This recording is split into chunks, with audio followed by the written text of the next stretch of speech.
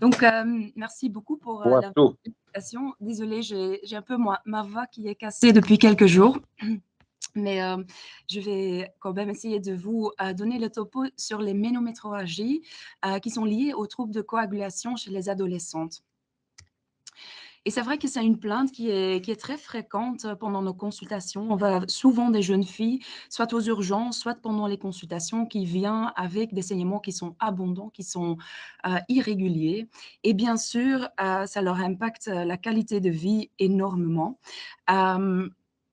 Euh, il y a l'absentéisme scolaire, des prestations sportives qui sont diminuées et bien sûr aussi leur vie sociale qui est affectée par ça. Souvent, ils sont très fatigués.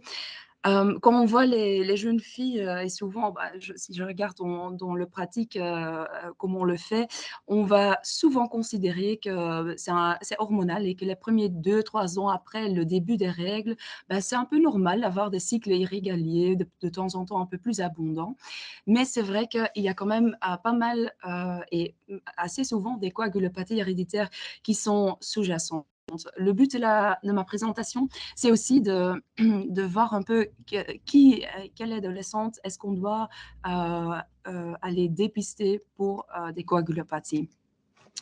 Juste regarder un peu ce qui est normal. Donc, c'est vrai qu'il y a plein, et on a vu dans la première présentation ce soir, il y a plein d'organes, plein d'hormones qui doivent être orchestrés pour avoir un cycle normal. Si on regarde la normalité, c'est vrai que l'âge moyen pour avoir les premières règles, c'est à peu près 12 ans et demi. Les intervalles entre les cycles varient entre 21 à 45 jours.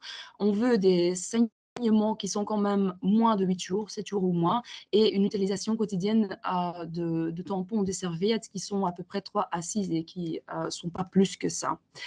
Ce qui est anormal, c'est que le flux menstruel, en dehors du volume, la durée, la régularité, on parle des ménorrhagies, qui sont des saignements menstruels réguliers abondants, et des métrorragies, qui sont des saignements intermenstruels.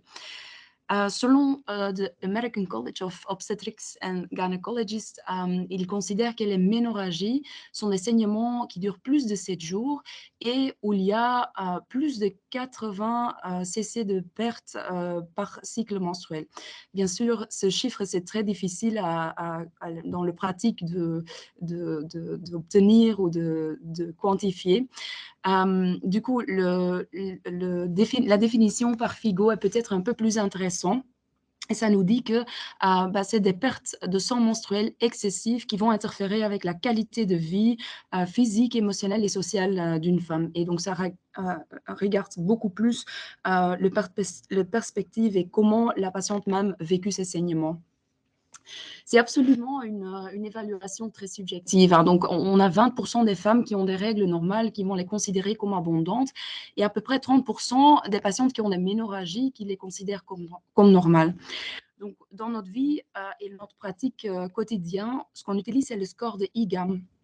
C'est un petit calendrier qu'on demande à la patiente de remplir. Donc, pendant ces jours de règles, elle note combien de tampons, combien de serviettes et avec quelle imprégnation elle a utilisé. Et elle donne un score à chaque bande hygiénique et tampon. Et à la fin de ce cycle ou de ces règles, elle a un score qui, si c'est plus de 100, on parle d'héménorragie et ça correspond à peu près aux 80 millilitres par cycle. Et le score de plus de 150, ce sont vraiment des héménorragies qui sont importants, qui nécessitent quand même une prise en charge. Si on regarde les étiologies des métrorragies, chez nous, comme gynéco, on utilise le PALM-Cohen classification, d'où le PALM, il est considéré comme les problèmes plutôt structurels, donc comme les polypes, les fibromes, des cancers, et que le côté Cohen, c'est plutôt les anomalies fonctionnelles, comme les dysfonctionnements ovulatoires et les coagulopathies, qui sont, pendant l'adolescence, vraiment l'étiologie le plus importante. Juste un petit mot, concernant le dysfonctionnement ovulatoire. C'est vrai que on sait que c'est assez complexe. Il y a l'hypothalamus, l'hypophyse, l'ovaire qui doivent travailler ensemble. Et c'est vrai que les premiers 2-3 ans après le début des règles, on peut avoir une immaturité de ce système et souvent ces cycles, tout au départ, sont anovulatoires. Donc ça veut dire qu'il n'y a pas l'ovulation, il n'y a pas un corps jaune fonctionnel, il y a une absence de progestatif et du coup un excès aux oestrogènes qui vont faire que l'endomètre, elle va épaissir et ça va nous donner des saignements et irréguliers et incontrôlés et excessifs. Bien sûr, toutes les pathologies qui vont interrompre ce cycle ou cet axe va avoir qui peut produire des anovulations, va bien sûr avoir un impact sur le cycle. Donc, il y a les productions des androgènes en excès pendant le syndrome des ovaires polykystiques, tout ce qui est maladie thyroïde, une hyperprolactinémie, ça va tout influencer ce cycle. Si on regarde un peu les coagulopathies héréditaires, ben là, la fréquence dans la population en général, c'est à peu près 1 à 2 donc c'est quand même assez fréquent. Et on sait que 5 à 20 des adolescents qui vont se présenter pour des ménorrhagies ont quand même une coagulopathie héréditaire sous-jacente. Même 33 des patientes ou des adolescents qui vont être hospitalisés pour des ménorrhagies sévères.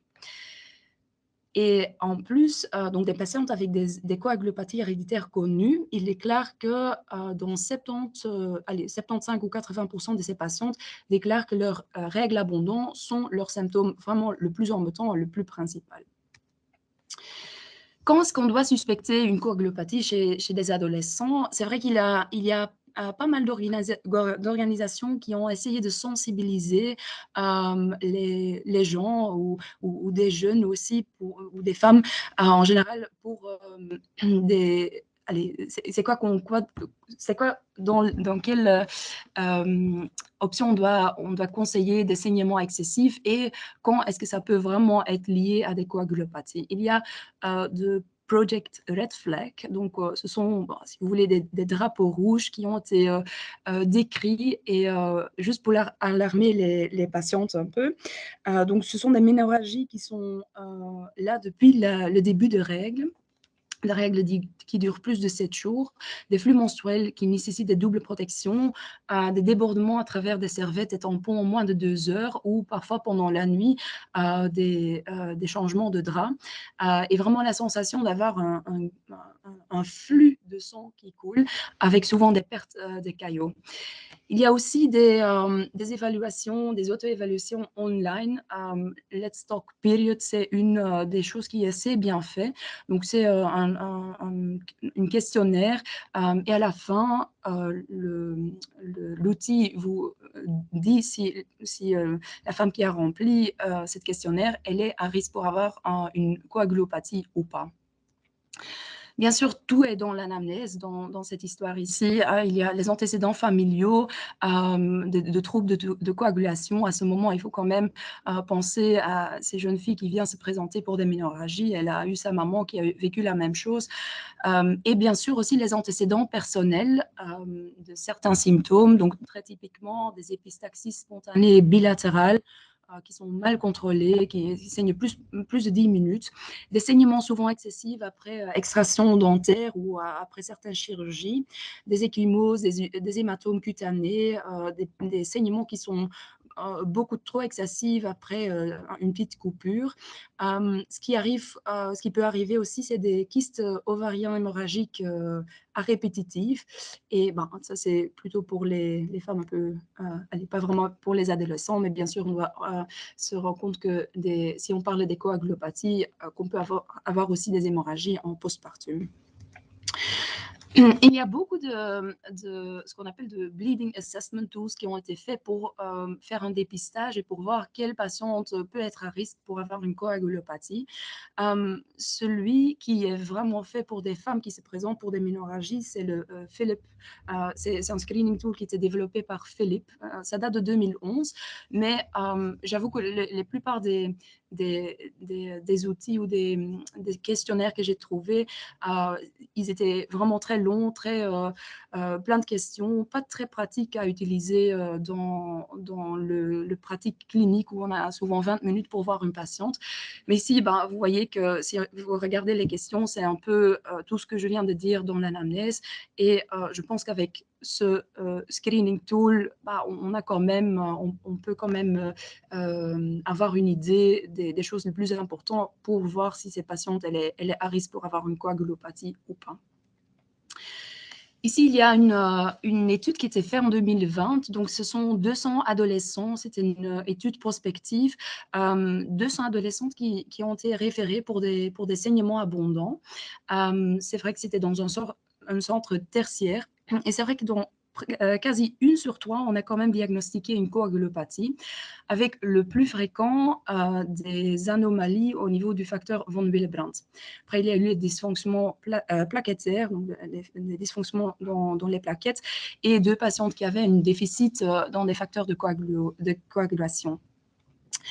Ils ont dévidé ce groupe de patientes chez qui on a découvert des coagulopathies. On a vu qu'il y a la même incidence en fait, de coagulopathie dans le groupe qui avait des règles réguliers et plutôt des cycles anovulatoires. Donc, c'est vrai qu'on ne pouvait pas dire que les patientes avec des métrorragies simples ou des cycles très irréguliers avaient moins de risques d'avoir une coagulopathie. Donc, c'est vraiment...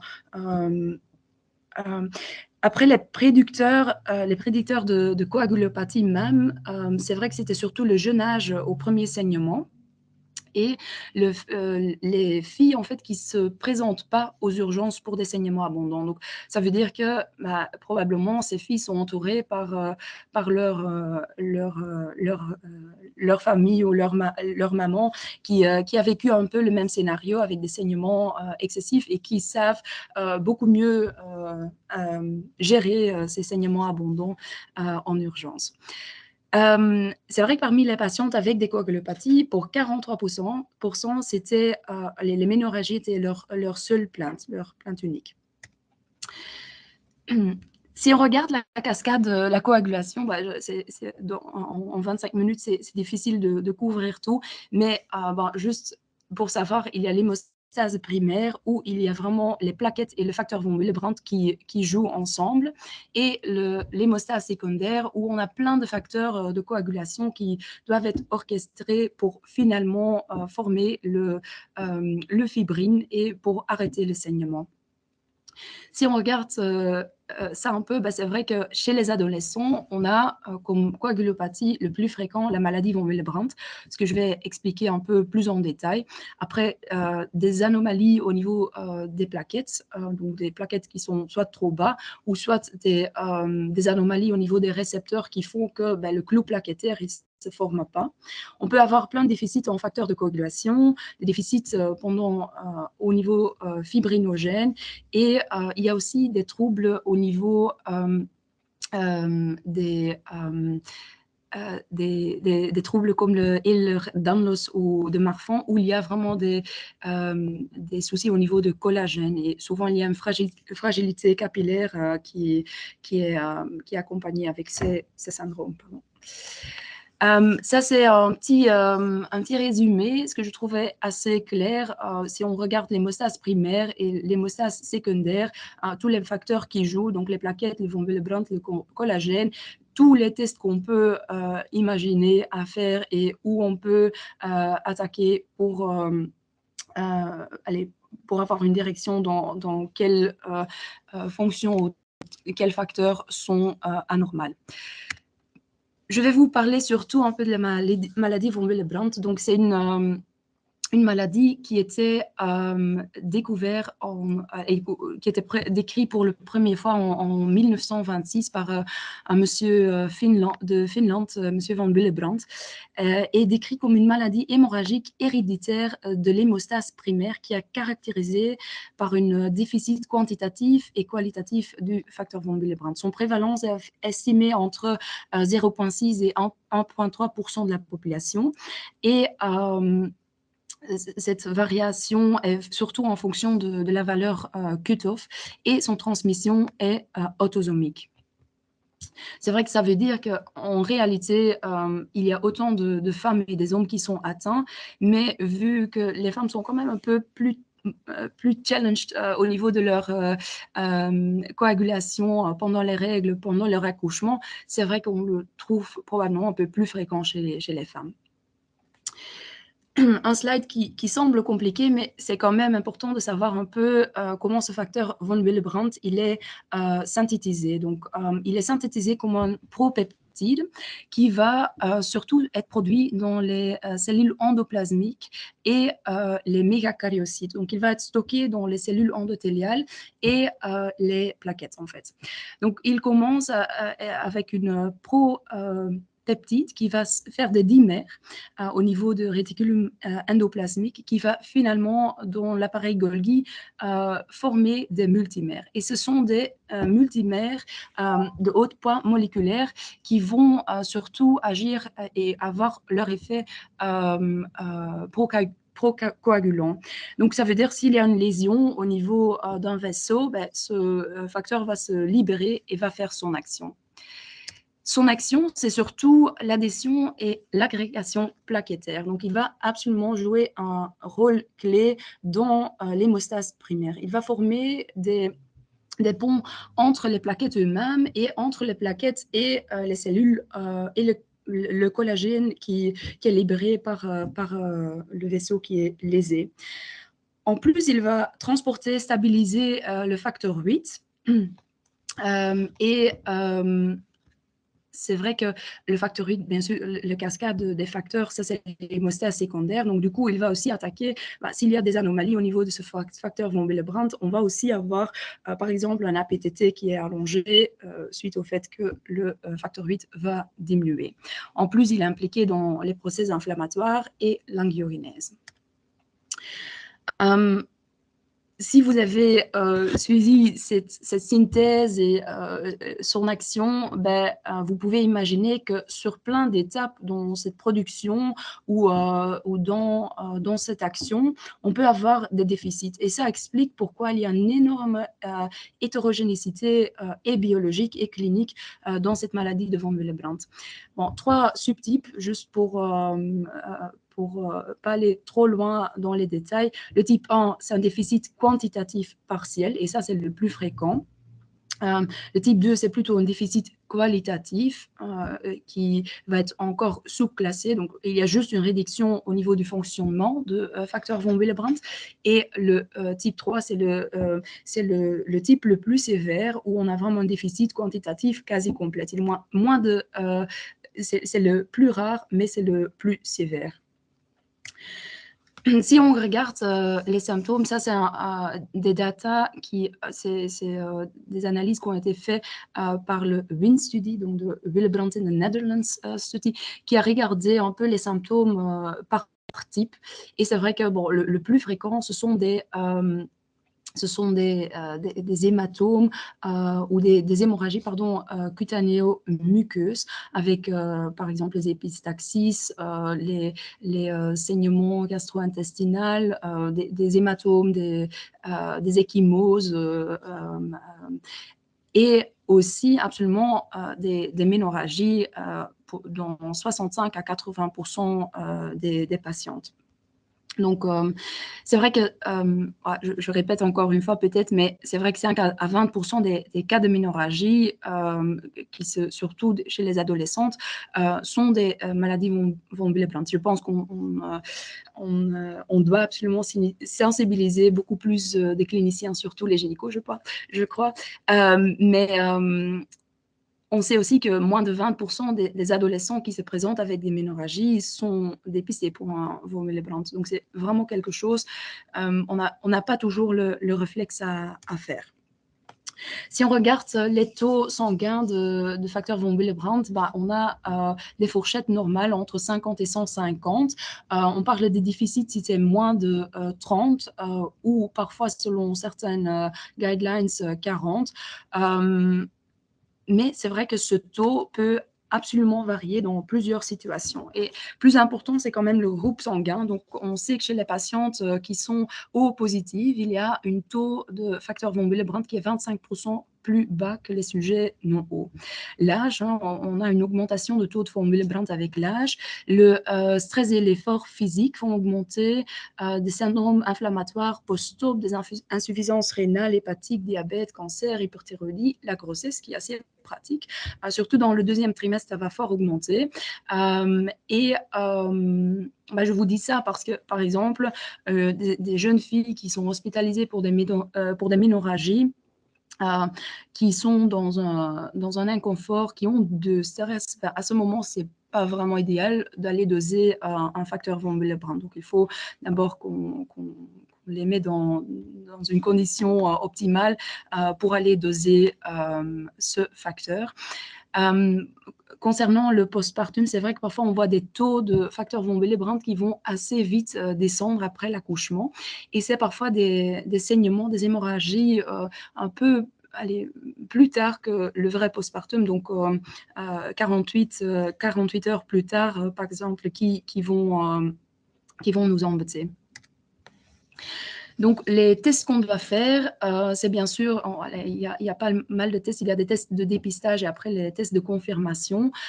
Donc, on va regarder la fonction plaquettaire. Donc, c'est le temps d'occlusion plaquettaire, bien sûr, les taux de plaquettes, la APTT. Donc, comme le facteur von Willebrand, il porte le facteur 8. Si on a des diminutions de facteur von Willebrand, ben, ça peut jouer sur l'APTT.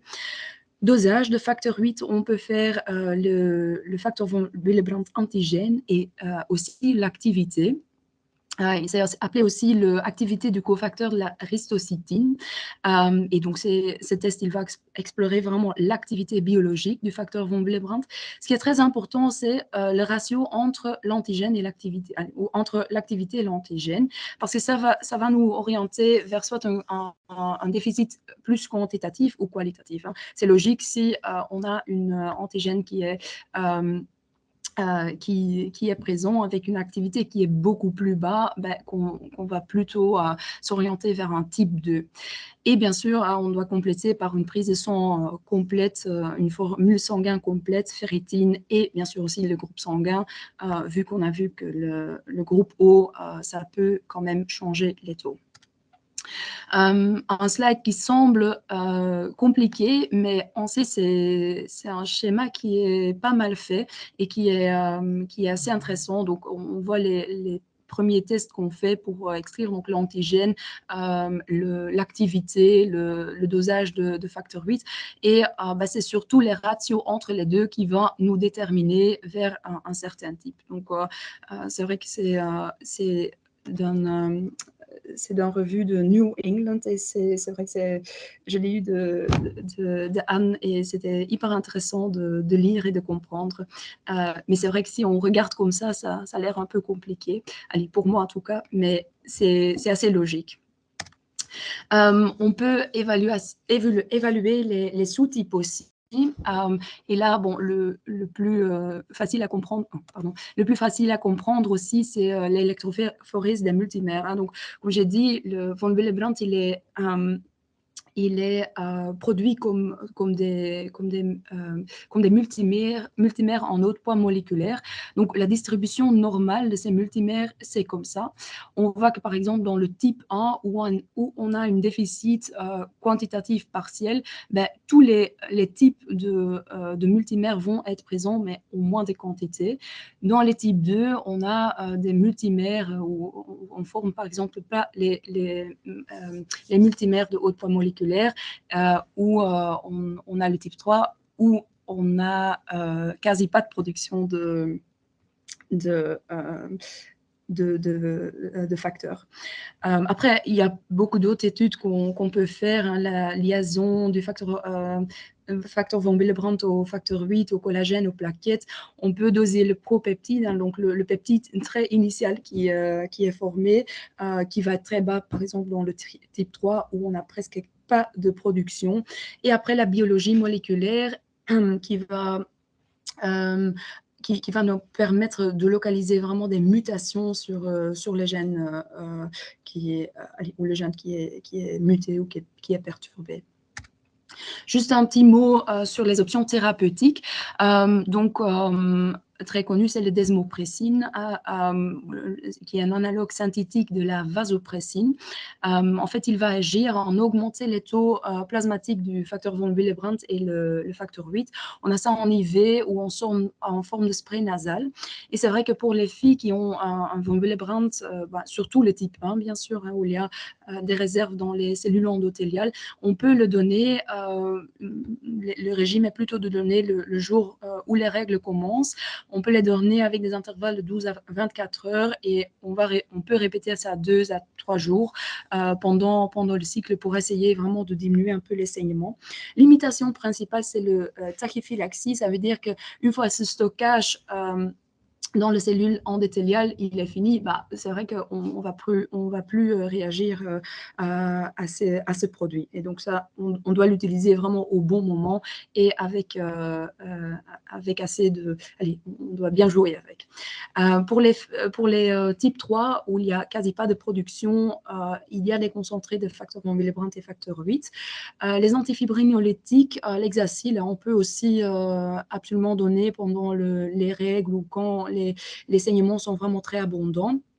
On peut les combiner avec des contraceptifs oraux sans problème. Il n'y a pas eu de risque avec la combinaison pour des thromboses décrits. Bien sûr, pour ces ménométroragies chez ces jeunes filles, on va quand même les mettre sous pilule hormonale combinée. S'il y a une contre-indication pour les pilules combinées, on va donner des progestatifs. Et ce qui est aussi très bien, c'est les dispositifs intra-utérines hormonales. Bien sûr, un peu difficile chez les tout jeunes qui n'ont jamais eu des rapports peut-être, mais c'est vrai que un peu plus tard dans l'adolescence, c'est quand même pas mal. Il y a juste des études qui ont été faites avec le dispositif intra-utérine haut dosé, donc type Mirena. Selon les études qu'on a, sont souvent des études, il n'y a pas beaucoup en fait, mais et surtout pas chez les très jeunes, mais on n'aura pas beaucoup de complications pour l'insertion, pas trop d'hémorragie pour l'insertion. Ce qu'on peut faire aussi, c'est bien sûr voir avec l'hématologue pour voir si on ne peut pas mettre du desmopressine le jour de l'insertion, juste pour éviter qu'il y ait des saignements abondants. Ce qui est plutôt contre-indiqué, c'est des injections musculaires vu le risque d'hématome et l'implanon, parce qu'on voit quand même souvent des métroragies et bon, c'est pas idéal bien sûr de laisser saigner ces jeunes. Voilà ce que je voulais vous donner comme message to take to work, c'est que les ménorragies dès la ménarchie et à l'adolescence peuvent être quand même un premier symptôme d'une coagulopathie héréditaire. Je pense que l'anamnèse reste cruciale, l'anamnèse sur les menstruations, bien sûr familiale et personnelle, ça doit quand même laisser agir. Bien sûr, la maladie von Willebrand, c'est le plus fréquent, le plus important chez les adolescents.